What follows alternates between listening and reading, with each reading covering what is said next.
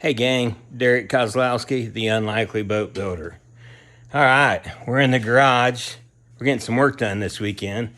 I hadn't really made a longer video to show you kind of what I do, but let me see if I can't shed a little light on how I boat build and what I get out of it. So basically, the reason I'm building boats is because I can't afford to buy them. I started doing long distance racing. We're talking 400 mile races. And I've been doing this kind of stuff since I got out of the military in 1991. And there's just something in me that says, go chase the extreme. So I've always done races, whether it's been mountain biking, endurance racing, 30, 40 hour adventure racing, 400 mile mountain bike racing, kayak, 300 mile kayak races, 240 mile kayak races, 300 mile, Tampa to Key Largo racing. And to be honest with you, I've worn my body out. So arthritis kind of took my feet, took my knees, took my shoulders. I still have my hands, and I can sail. I'm not the best sailor, but I can still get out there and get extreme. So I guess what I'm trying to say is, don't let anything keep you from doing what it is that you really want to do. So back to the boat building, I couldn't really afford, I could buy a used kayak and repair it. I could, if I broke something, I could fix it. So with sailboats, I started building one. I saw a buddy that built a trimaran. I thought, man, that's really what I want to do, is build a trimaran and do this Tampa to Key Largo race, because it just sounds so cool and it's extreme. And the website says danger, danger, danger, and I'm like, well, hell, that's calling my name.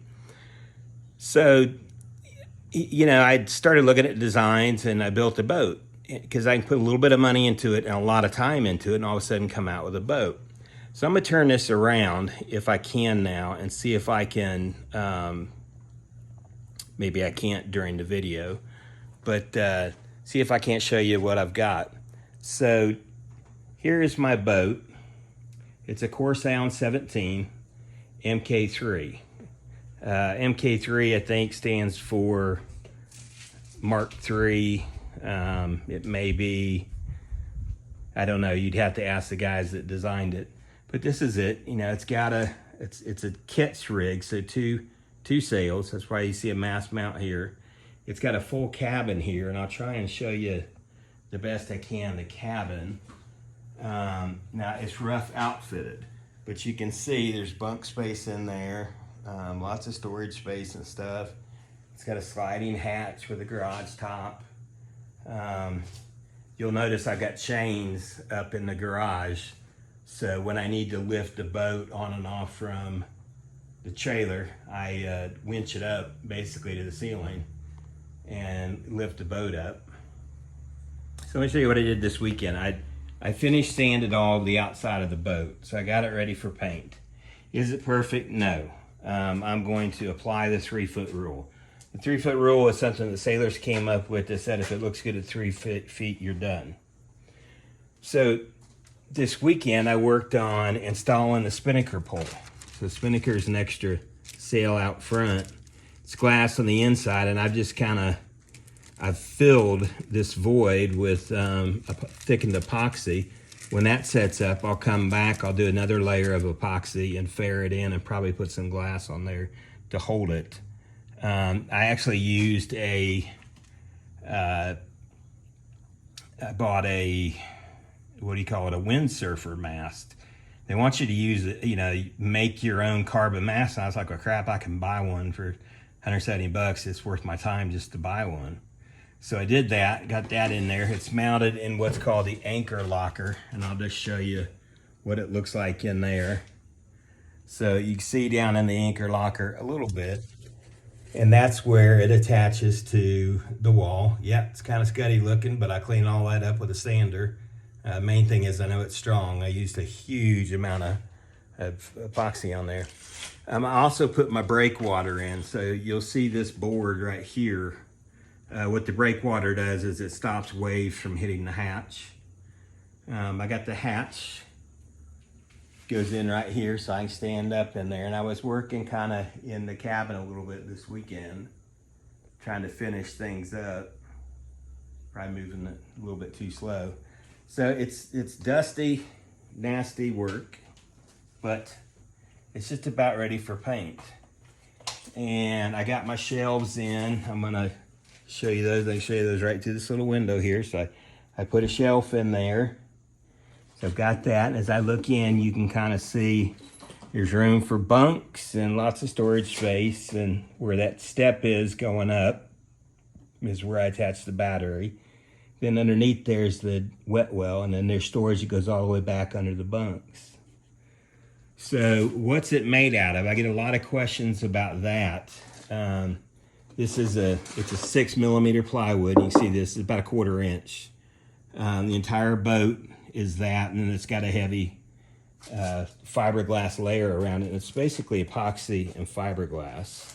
So it's very strong, gives you something to sand down smooth. It's got ports, so these are fixed ports, so you can look at them, but you can't open them, which is fine. I don't care. Coming back to the cockpit, you see we've got some storage there, some fixed storage. It goes under these bunks.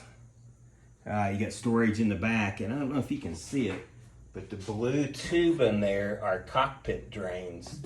So they actually will keep the water out of the cockpit, so when you're taking waves over the side, which believe me, when you're racing, you will, it'll drain out there. And then inspection hatches and stuff in it. The 2 forward inspection hatches go to auto bailers. One of them scoops water into a water tank container for ballast. So there's no fin under the boat. There's a swinging keel, but no fixed keel. So it uses some water ballast there that you put into those holes. Then you can see the sides and a lot of sanding. So, I already know when I put this together, I'm gonna have a lot of dammits. And if you guys don't know what a dammit is when you're painting along and you're like, oh no, that little drip showed through the paint. And then you're like, damn it, I should have sanded more. So, but that's, it is what it is. So that's my boat. My garage, you see how nice and neat it is. I don't have a lot of space. I got a lot of tools. I'm not gonna tell you I'm the neatest, and I'm gonna tell you I'm the best boat builder. What I'm telling you is I know how to build a boat, and if I can build it, you can too. Which is kind of the whole point of this this little venture I'm on called the Unlikely Boat Builder. So I don't profess to be great at this. Matter of fact, I'm gonna tell you, there's a lot of this that I really suck at. My point in doing this is to tell you, don't be afraid to do it, just jump in there. I mean, it's fiberglass and epoxy and filling. Are you gonna screw up? Yeah. But I mean, guys, you take a sander and sand it down. Worst case, take a Sawzall and cut it out and fix it. I mean, it's just epoxy and fiberglass and plywood. Anything you break on here, you can fix.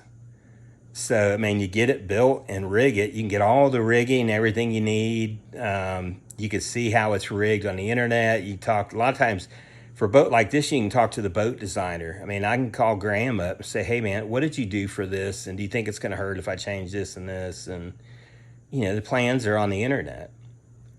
So don't let it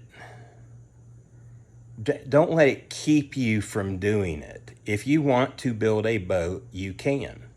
If you want to follow me through this journey, I'll lead you. And my intent is to show you all the mistakes that I make and how I correct them. And hopefully through my fumbling around and correcting mistakes and trying to find things that work, you'll be able to take that and say, oh, well, he's kind of crazy and he busted this up and I see a much better way of doing it.